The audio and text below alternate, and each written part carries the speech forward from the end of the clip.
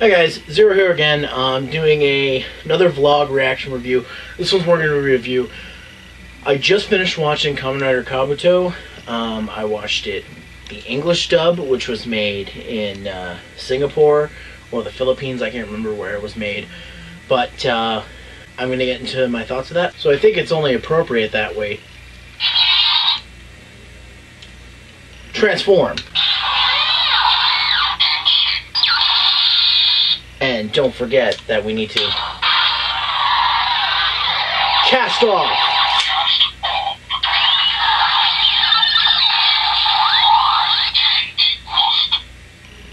Anyways, in all seriousness, guys, Kamen Rider Kabuto was pretty good. I'm gonna say this right at the start. I'm not a big fan of the dark Kamen Riders shows. The ones that have to be like really dark, and but so I was reluctant to watch Kabuto at first because I really didn't care for it. Kabuto really isn't dark per se. When I use dark, I mean the fan base's association of a dark series, which isn't actually that dark, but we'll get to that. I initially didn't want to watch it, but then I came across the English dub, which I found online, and I'll get to my feelings on the actual dub. Another thing to keep in mind, I have not seen the Kabuto movie yet. I want to just review the series itself. I might do a video on the movie, but I don't think it's that big of a deal. If it is some plot point thing and I'm missing, I'll do a video on it, but usually Kamen Rider movies aren't plot related unless it's the Decade movie or which, because the series ended on a cliffhanger or something like that. They're usually just like a movie just so they can do a movie. So the first thing I want to get into is the story. So I'm gonna try and make this as spoiler free as possible, but I can't promise anything. So 7 years ago in Shibuya, or from the time of this series started, which was 2006, so 7 years from then, 2007? 2007, yeah. 2006, 2007. It's 35th, this was the 35th anniversary of Kamen Rider, it was their 35th anniversary season. But anyway, 7 years ago from then, Shibuya in Japan was hit by a meteorite. And it pretty much annihilated Shibuya, and Shibuya is now like an off-limits place for the world. And with Shibuya brought the introduction to at least more than just like, I guess, underground, but more than just like hush hush, the worms. What a worm is they're basically the monsters of the series. And they're aliens, and they have the ability to turn into people. What they do is they kill somebody, and then they copy them. They copy not just the way they look, all their memories, their life. Sometimes they get so enthralled in being that person, they forget their own existence. There's a couple instances of this in the series, or sometimes they'll take an existence and it's so overwhelming that their existence becomes overcome by the new one. It's a hard thing to explain, and you really have to watch the series to understand it fully, but that's basically the best way I can explain it. So there's a company called Zect who is made to eliminate the worms, because worms are killing humans. They're killing, and we don't need that. They fight for humanity, basically. And Zect has created, basically, they're soldiers. They have regular soldiers that have like big guns, and they shoot them, and they wear like bug masks. And then there's the riders, and the riders use I guess what you would call this. They use Zectors. That's the B Zector there. And basically, the Zectors sort of choose their rider, and I'll get into why, sort of. And basically, what the Zectors do is they give the user their rider powers so they can fight off the worms. One of the biggest things is about this series is the riders start in an armored form when they transform, and then they cast off to remove their armor so they have a more slick design, as well as they can use an ability called Clock Up. If you don't know what Clock Up is, it's basically hyper speed. The worms have an ability where they can move super fast, and humans had to have a way to do that, so the suits are able to clock up, and basically they put the rider in the state of the fast reality. So, like, in the first few episodes of Kabuto, they actually display this a lot. They'll show, like, a highway, and Kabuto and a worm would fight in Clock Up in a highway, and you can barely see the cars moving at all, if they are moving at all. That's how fast it's supposed to be. So let's get into the riders first. So I told you the backstory, and I told you about Zect. Let's start with our main rider and main character, Tendo Soji. He's the man who walks the path of heaven. His grandmother always told him that he will be the center of the universe. That basically his grandmother just told him that all his life, that you're going to be the greatest, you're going to be the best. And unlike most kids who take encouragement from their parents, he took it way too seriously and literally thinks the world revolves around him. This character is one of the reasons why I stopped watching after a couple episodes initially. Tendo Soji, and I'm gonna piss some people off, but I'm sorry, he's an idiot. Okay? This guy is so full of himself, so full of himself, that he believes that, again, the world should revolve around him. He should be able to do whatever he wants. He should be the ruler of the world. People should listen to him, and people should want to aspire to be like him. I've never heard a bigger ego in my life. I've heard of big egos before. I've had a big ego before, but nowhere near this guy. And see, there are other Kamen Rider characters who do act like this. The first thing that comes to my example is Tsukasa, Kamen Rider Decade. However, he only acts like an asshole and an egotist to hide his own insecurity. Tendo isn't insecure at all. He's just an asshole who believes in his values so much to a T that he is willing to kill at some points to get his point across. Now, this is why it was hard to watch series, because I did not like Tendo at all. And I know there are lots of people who do like Tendo. And I'll admit, he's a well-written character for what he is. But he has no flaws. There's only a couple times in the show where he shows he has flaws, or where he's having a breakdown, and he just acts the same way as he always did. Now, he could be in denial, but I don't think so. This guy was basically written as the perfect human being, and there is no perfect human being. There's no such thing as perfection, and he is trying to show that he is perfection. Again, if you want to strive for big goals like that, go right ahead, but there's no perfect person. So, he's originally the reason why I didn't like the show. Now, I don't like the character of the Rider. He's pretty cool. He's got that red thing going on. He has the kunai gun, which I'll be posting a video about, actually, soon. And the Rider itself is pretty neat. Obviously made to go with the bug and beetle motif to coincide with the anniversary of Kamen Rider, because that's how Kamen Rider started, is bugs, beetles, that kind of stuff. Okay, the next character I want to talk about from the Riders is Kagami.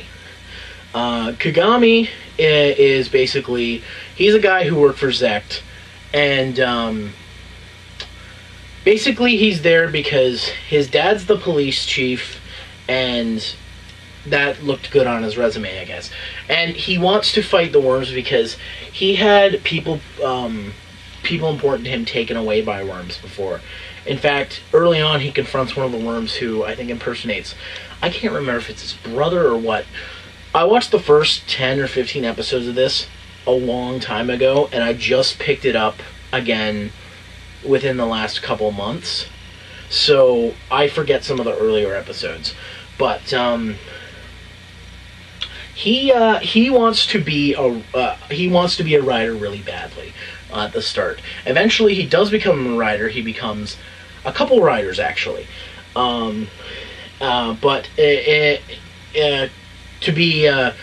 He eventually becomes a permanent rider, Kamen Rider Gatak, or Gatak, however you want to say it. My personal favorite, one of my favorites of the series. He was my favorite at first. He's my favorite suit design-wise. Basically, he's the same as Kabuto, except he has double swords that he can take off his shoulders, and in armored form, he has dual-barrel laser guns on his shoulders. So basically, a shoulder armor that's changed. Oh, also, the final attacks. Kabuto and Gatak had the same final attack. It's called Rider Kick. The difference is, Kabuto's is a roundhouse kick, a spinning roundhouse kick, stay on the ground, and Gatak's is a jumping roundhouse kick, a flying roundhouse kick. It's kind of sloppy too. It's not like form. Like, I'm not going to do a flying roundhouse kick. I don't have enough room in here. Besides, you want to see a guy my size try and do that? Don't think so. But basically, the difference is they're both roundhouse kicks. One just happens to be a flying, and one just happens to be a stationary. So they're both about the same strength. But anyways, Kagami becomes one of the main central characters and one of my favorite characters because he has a lot of flaws into where he doesn't know who to trust ever. He has trust issues, it seems. Because every time he finds he trusts something, he gets told something else that makes it so he doesn't trust it anymore. But he knows what he wants to do, what his ambition is. He's trying to help protect humanity. That's his ambition. And he'll do whatever it takes to protect that. And a lot of the time, like I said, a lot of time through the show, that gets challenged. He gets challenged on that. And that's why I think he has some of the most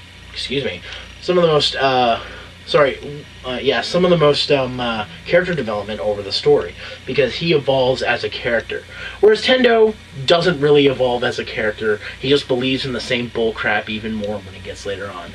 And, you could argue that he does gain a little bit, but he doesn't change that drastically. Enough that I can even dignify it with character arc.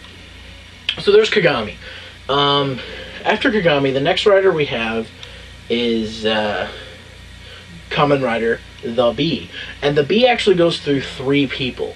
The 2 previous users of the Bee actually go on to become other riders, but I'll get to them later.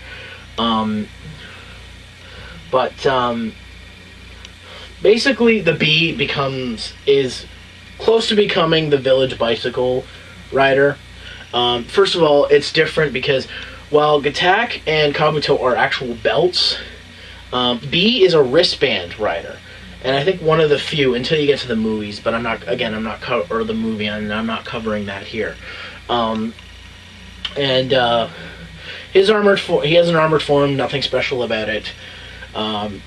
He casts off. His change form is called Wasp. The ones for Kabuto are Beetle, and the one for Gatak is Stag Beetle. And his special attack is Rider Sting, where he basically presses and does a punch and stings the opponent. Not much to say. He's a cool looking rider, and he was one of the riders that I really got into at first, like the suit design and everything. Even though, fun fact, I'm afraid of wasps. So the Bee ended up being one of my favorite rider designs. It's really interesting. I've always wanted to see something like that, sort of. So after that, we've got Kamen Rider Drake. I forget the guy's name. Daisuke. That's his name. Daisuke. The guy Daisuke, he's a makeup artist. Just a traveling makeup artist. He just travels all around. I don't even know if he lives anywhere. He just kind of travels around all the time. and carries a guitar case full of beauty supplies, because he's sort of world-renowned, or at least Japan-renowned, makeup artist. And one of his biggest things is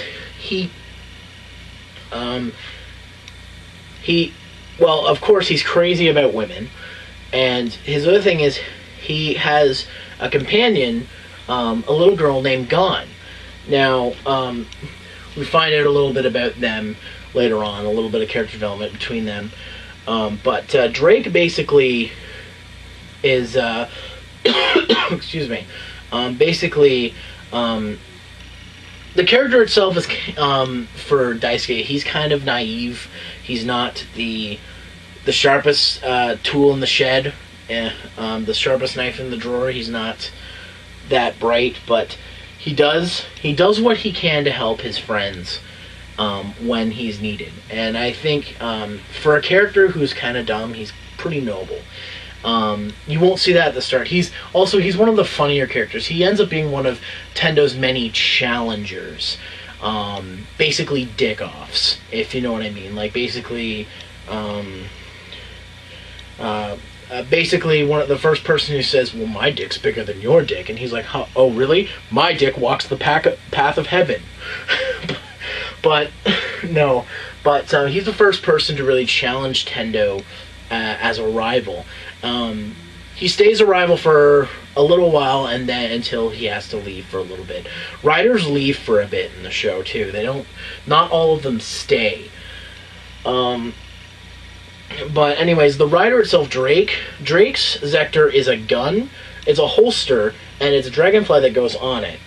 And his armored form is just an armored form, and he can shoot out of the Drake Zector. When he casts off, his form is dragonfly. It allows him to clock up and everything like all the other riders in the show. And his final attack is rider shooting. I know, wasn't obvious at all. So basically, he just charges up his gun and shoots a giant blast. Kind of reminds me of Dien's final attack ride, but that's apparently in the future of this show, so we're not there yet. So next, I want to talk about my favorite rider and character, Tsurugi. Tsurugi, and he is Kamen Rider Sword. Tsurugi is another rival. He started as another rival to Tendo. Tsurugi is this rich guy who knows nothing outside of his own boundaries. He's like the ultimate rich guy. He only knows what his butler tells him and helps him with. It's just him and his butler that live together. And he has a famous saying. He always says, I will stand at the top of, and then put word here. And that's basically how he originally became a rival to Tendo. The two of them were pretty well matched in everything. The only flaw, and I like this guy because he's hilarious. Tsurugi's, because he doesn't understand things outside of his own world that's been created for him, where being a rich guy, whenever he tries to interact with the world, it's always hilarious. There's actually a scene in the dub. Oh my god, there's a scene, he has some of the best lines too in the dub. Okay, there's one episode where he saves Tendo's sister. He catches Tendo's sister, she trips or something, and he catches her takoyaki, which are like candy balls or whatever. And the next day, he's on a quest on his own to live on his own, to live out there, and he hasn't eaten or anything because he doesn't have any money. At this point, he doesn't have any money, and he's just doing this. And she finds him and hands him some takoyaki as thanks for saving hers the other day, and he's like, "They're delicious. These balls." Like, that's how he says it too. These balls! Like, he purposely makes his voice raspy to talk to when he says balls.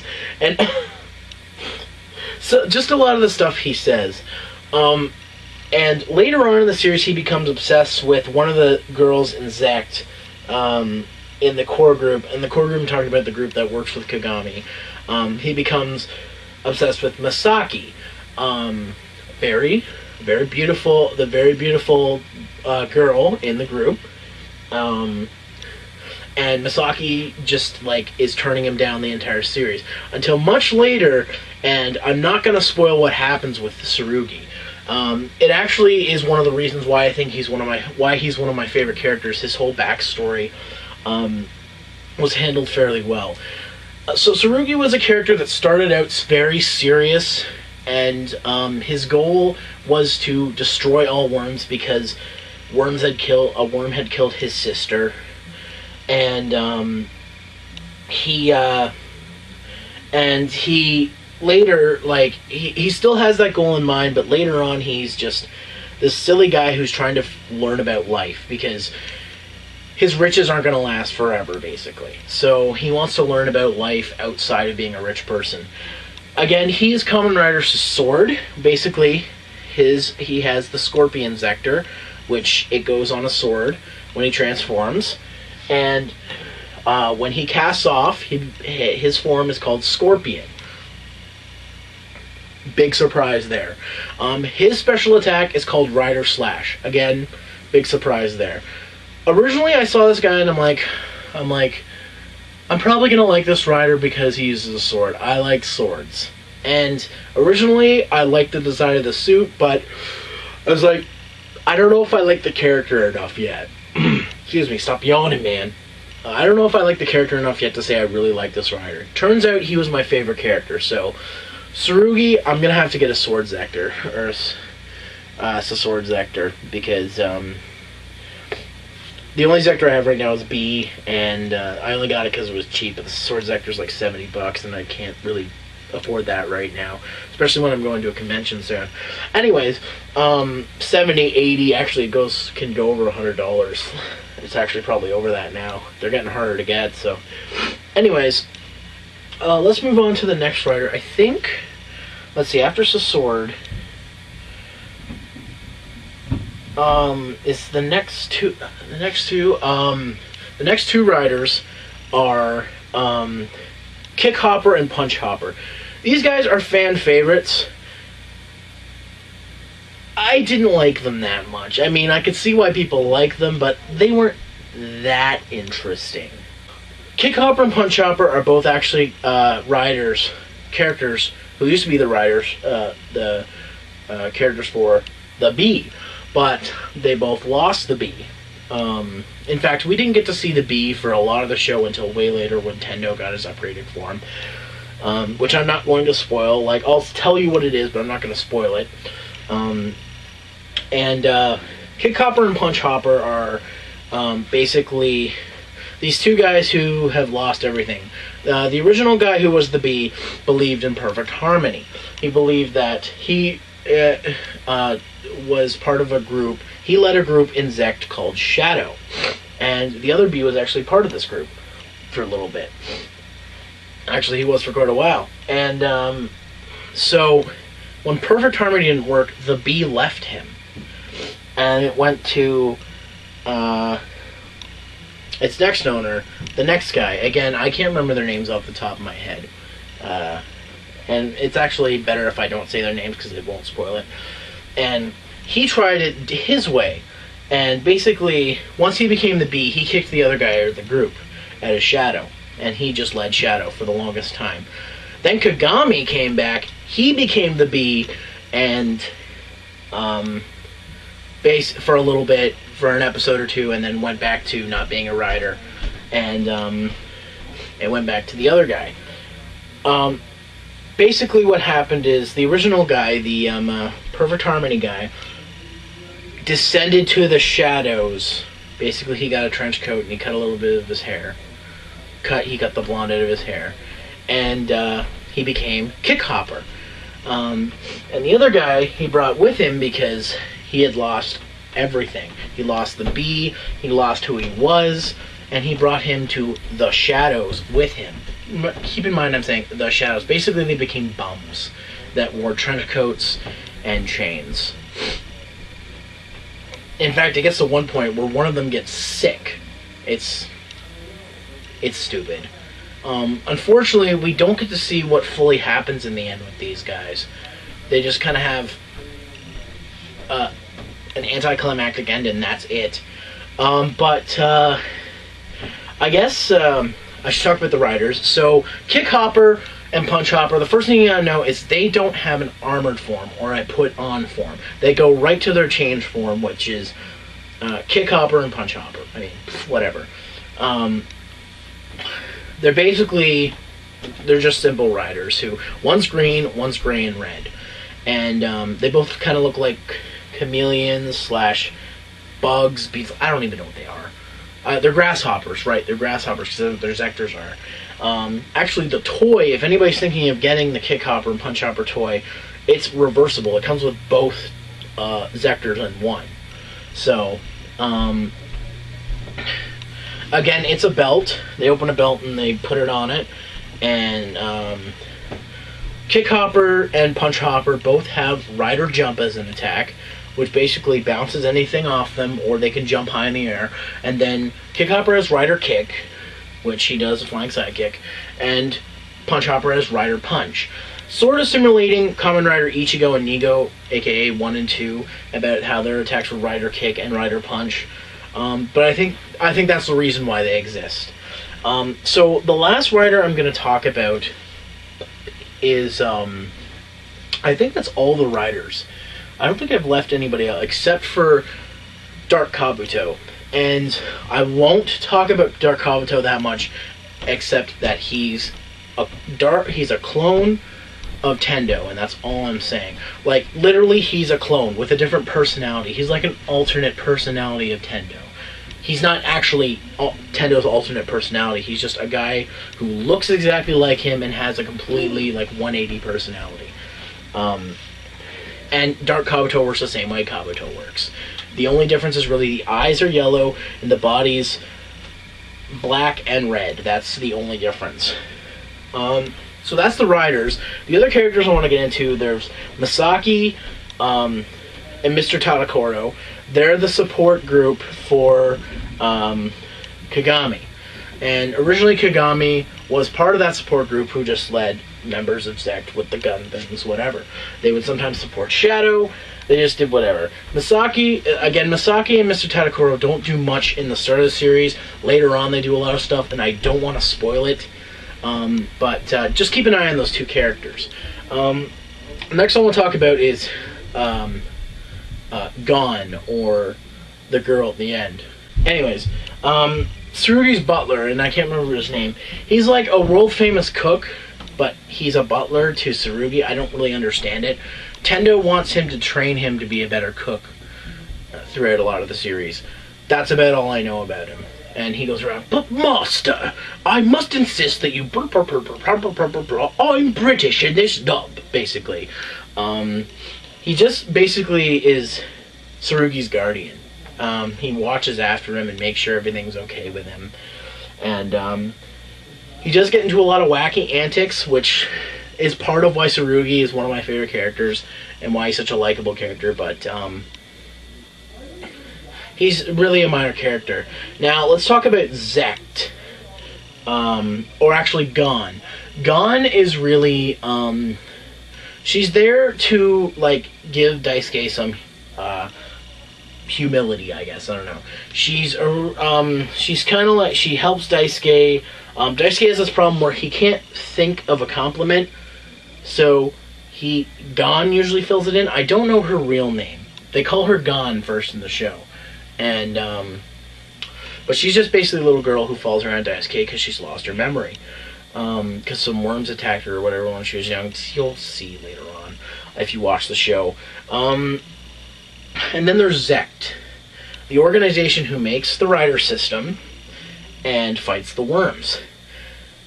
Throughout the entire series, there's a lot of stuff behind the scenes with Zect. You never know anything about this place because they keep changing things. They're one of the reasons why Kagami can't decide where his loyalties lie, because Zect always changes things. They don't tell their people anything. I mean, most companies don't say everything to their employees, but Zect is an organization that fights worms, and there's reasons why they don't say what they do, which you'll find out if you watch the show. But they're constantly not telling their riders anything. They're just telling them, go fight those worms. Go fight those worms. Don't worry. Don't worry about the repercussions. Just go fight them. And a lot of the higher-ups in Zect, again, really, they know the secrets behind the Mass Rider system and everything else. And you really learn a little bit about them throughout the series. Now, the last character I want to talk about, who is a minor character, but influences a lot of the stuff that happens with Tendo and Kagami, is Hiyori. Hiyori's just this kind of quiet girl who works at this restaurant that Kagami also works at, because he has 2 jobs, apparently. And Tendo's always basically just pushing her into things. And she starts opening up. She tries to open up a lot. But she's quiet. She keeps to herself. And she ends up being one of the most important side characters in the show, and you'll see why. And I can't even mention anything about it because it will spoil so much about the show. But, again, keep an eye on the quiet ones. The only other character that's left to talk about is Tendo's younger sister. But she really doesn't serve any other purpose as to just be annoying and eat Tendo's food, because Tendo apparently makes the best food in the planet. Just before I move on, some of my favorite episodes, the Black Knife episodes. It's basically a cook-off between Tendo and this other guy. And other cooks and him, including Mr. Katakuro, who I didn't know was a cook, actually, and you'll find out later on. But it's basic. That's one of my favorite episodes. It's kind of ridiculous. Like, there's stuff like Tendo bakes a dishcloth. At some point, he cooks a dishcloth, and the point to the whole thing at the end is just like, what? Really? But that's one of my favorite episodes.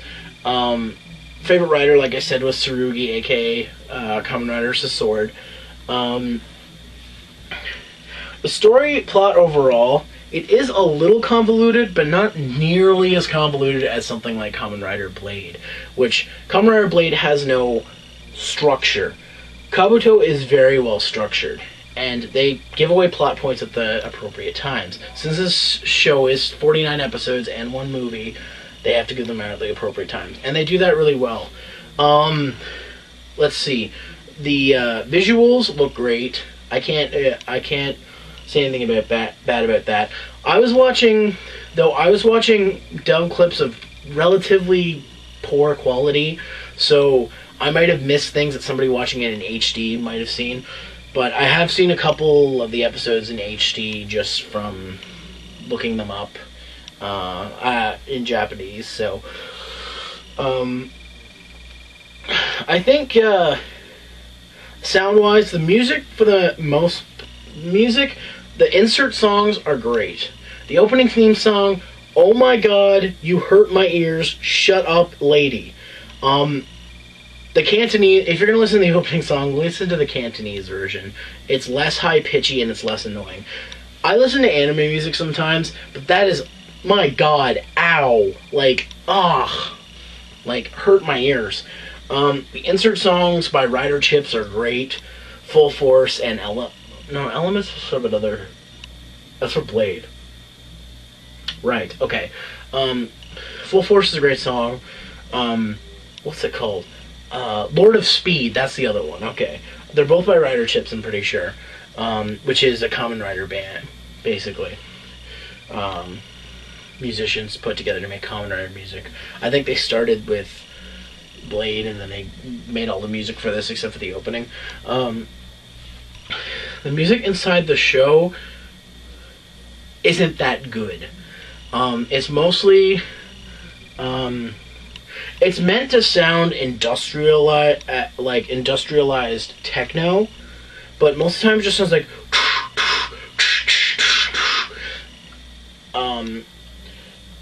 it's not really that great to listen to. It's, other than the insert songs, the music's pretty terrible in my taste. If you like techno with hard hit metal, and I don't mean metal like, but I mean like somebody literally hitting metal, then you'll probably like this. Otherwise, there are better soundtracks. The story, again, is the important part. I thought it was told fairly well. It didn't help that I didn't like the main character that much. I mean, he is likable at some points, but really as a whole, Tendo is just not likable. So it makes it really hard to focus on the story. Again, the first 10-15 episodes, I stopped watching because I got bored. And then I started up again, and then by episode 24, I got bored again. And the only reason I continued is because my buddy Wiz had watched the series, and it was his favorite so far. I think it's his favorite. That or Decade. He's only seen a couple of Rider shows. But he sort of encouraged me to finish it, so I thought, you know what, why not? I'm already halfway through, I might as well finish it. So, overall, I'd say Kabuto is pretty good. It's worth a watch. Though I don't recommend it as an early series for you to watch, it's very Kamen Rider-like. So, it's just like how I wouldn't recommend Blade or Fai's Kuga or Agito as your first series or anything like that. Or something like Hibiki. It's in those. It's not really a good starting off place for Kamen Rider. If you're already into Kamen Rider, you're probably going to like it a lot more than somebody who's never seen it before, and it'll just be like, what? Huh? Like, at first I was like, what? Huh? And I was already watching Kamen Rider at this point. But it's a pretty good series. Would I put it in my top 5? Probably not. Would I put it in my top 10? Maybe.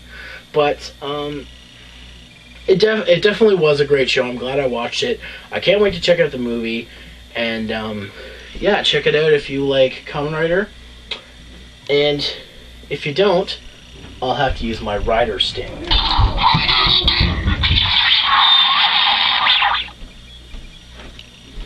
Bye.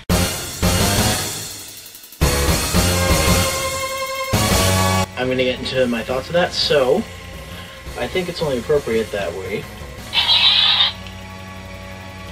transform. Wow. It's appropriate that we transform. Let me try that again. I think it's only appropriate that we transform.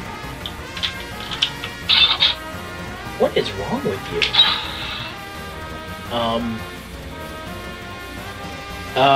Basically Kick Hopper and Punch Hopper there. Kick Hopper, they're actually both played by characters who used to be the Bee. I did not mean to do that. Hello? Hello? Hey, Brock. I'm just filming a thing.